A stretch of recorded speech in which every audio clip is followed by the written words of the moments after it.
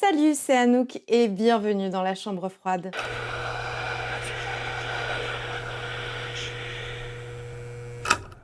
Dans cette vidéo, on reprend le format 5-5 que j'aime tout particulièrement, avec cette fois-ci comme sujet principal les animaux. J'étais donc sélectionné 5 animaux avec 5 films d'horreur. Par contre, n'oublie surtout pas de me dire en commentaire quel film tu aurais choisi pour l'animal donné et quel animal t'aurais aimé voir dans cette liste. Attention, petit disclaimer, j'ai un énorme amour pour les animaux et je ne cautionne absolument pas les potentielles conditions et exploitations de ces animaux dans les films. Ce sont pour la plupart des films relativement vieux et malgré les recherches que j'ai faites, je ne peux absolument pas assurer des conditions de ceux-ci. Et mon avis personnel est évidemment que tous les animaux devraient être dans leur habitat naturel. Voilà, disclaimer fini, pas besoin d'en débattre en commentaire. Merci. Et du coup, on est parti pour 5 animaux, 5 films d'horreur.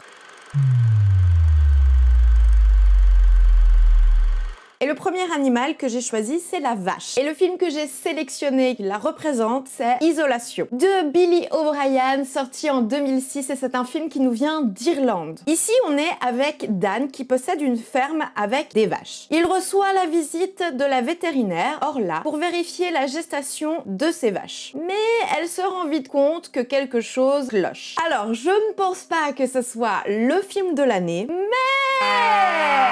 Par contre, je pense juste qu'il est parfait pour cet animal et que sa singularité en fait un film très chouette à regarder. Isolation est un film malgré son petit budget qui maîtrise très bien son atmosphère et c'est d'ailleurs ce que j'ai apprécié le plus. Le cadre rural et isolé accentue la terreur de ce qui se passe et la fatalité qui plane. C'est donc un film très sombre par son éclairage et par son histoire. Il nous parle des dangers de la manipulation, de l'éthique et de la morale face aux expériences scientifiques. Ce film nous offre aussi un peu de body horror que je kiffe tout particulièrement. Malgré ses défauts, comme des personnages pas très profonds et développés, un rythme qui a tendance à s'étirer un peu trop et certaines parties plutôt prévisibles, il reste toutefois un film terrifiant et réfléchi que je te conseille.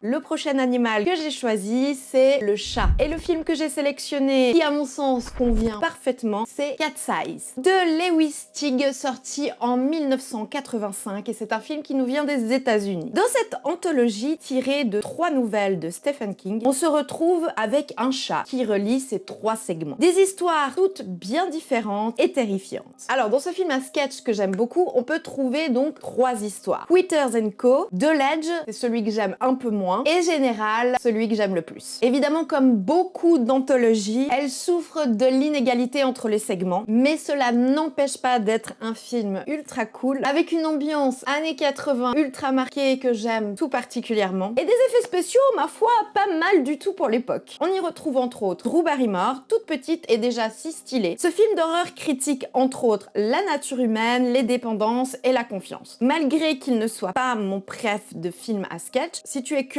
ou curieux, je te laisse aller voir la vidéo de mon top 5 des films à sketch, eh bien il reste très divertissant et très fidèle aux nouvelles de Stephen King.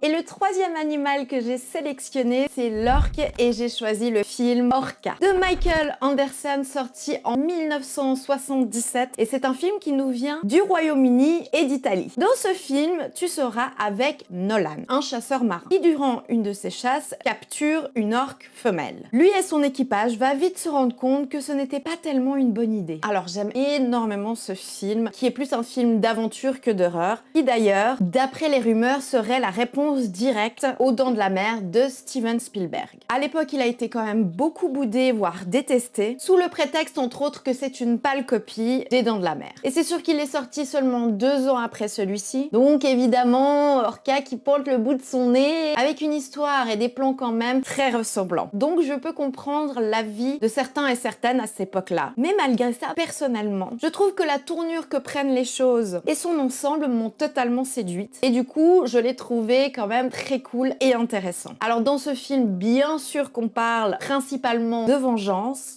Je suis la vengeance.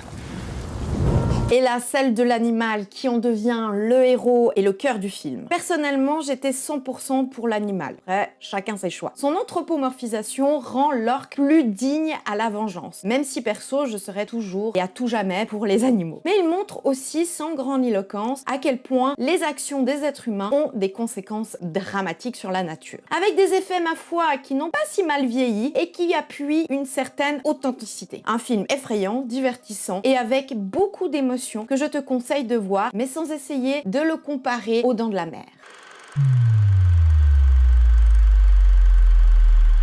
Le quatrième animal que j'ai choisi, c'est l'agneau et je l'associe au film Lamb. Sorti en 2021, c'est un film qui nous vient d'Islande, de Suède et de Pologne. On se retrouve ici quelque part en Islande dans une ferme isolée avec Maria et Ingvar. Le couple a un magnifique troupeau de moutons et les affaires marchent plutôt bien. Mais on comprend très vite qu'ils et elle ont vécu récemment un drame. Un jour, le couple aide à mettre bas des moutons et se prend d'affection pour un nouveau-né. Oh mais waouh, alors j'ai tellement aimé ce film. Alors je vous préviens, il est très étrange. Donc si tu n'aimes pas les films avec des bizarreries métaphoriques, des atmosphères très spéciales, mystérieuses et dérangeantes, ne regarde pas ce film. Du coup tu as compris que moi j'adore ce genre-là, donc Lamb m'a comblé. Dans un décor spacieux, naturel et vertigineux, ce film t'imprègne d'une atmosphère lourde et contemplative. Il a un rythme lent qui permettra d'installer du malaise, de t'inonder de questions et d'être constamment en alerte.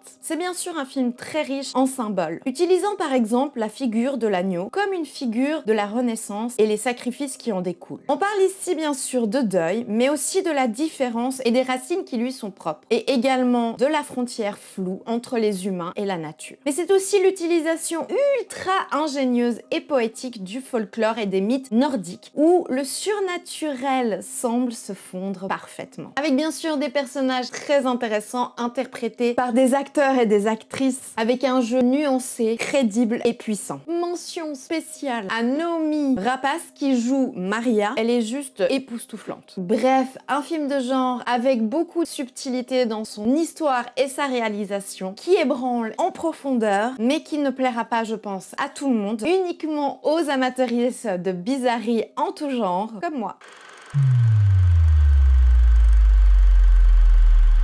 Et le dernier animal que j'ai choisi pour cette vidéo, 5 animaux, 5 films d'horreur, c'est le chien. Et je l'ai associé au film Dressé pour tuer de Samuel Fuller, sorti en 1982, et c'est un film qui nous vient des États-Unis. Alors dans ce film, on est avec Julie Sawyer, qui vit à Los Angeles dans les années 80. Julie est une jeune actrice et qui un jour, en rentrant, sans faire exprès, elle percute un chien avec sa voiture. Très rapidement, il se crée un lien très fort entre elle et ce berger blanc. Alors, j'ai découvert ce film assez tard et quelle claque! What the hell are you doing?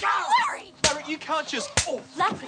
Par contre, pour parler un petit peu de son sujet principal, je vais un tout petit peu spoiler. Pas grand chose, bien sûr, mais disons que si tu veux totalement la surprise, eh bien, attention... Spoiler!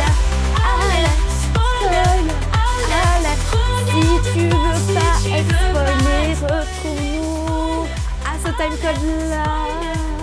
Alors, pour toutes celles et ceux qui sont restés, ce film, plus considéré comme un thriller que horreur, est juste génial pour son exécution, mais surtout pour la dénonciation ultra assumée du racisme. Il est excessivement poignant et révoltant, évidemment, par sa thématique, qu'il aborde de manière frontale sur ce sujet immensément dur. À travers l'histoire de ce chien et de son conditionnement, il dénonce la manière dont le racisme est inculqué et perpétué dans notre société. Le chien devient donc dans ce film le symbole du mal qui réside dans le racisme enraciné et systémique qui gangrène notre monde. L'audace et la volonté de traiter ce sujet tabou en fait un film évidemment important et nécessaire. La mise en scène et les jeux d'acteurs et actrices offrent clairement une interprétation et un film solide et bouleversant. Cette œuvre, bien sûr, je te conseille de la regarder si ce n'est pas déjà fait, car elle touche le cœur et l'esprit sans enlever de son côté haletant et divertissant. Voilà, c'est tout pour cette vidéo spéciale animaux. J'espère de tout cœur que la vidéo t'a plu. Si c'est le cas, n'hésite pas à me soutenir. Je sais, je le répète tout le temps et à chaque vidéo, mais c'est uniquement grâce à ton soutien que je peux continuer à faire autant de vidéos. Donc merci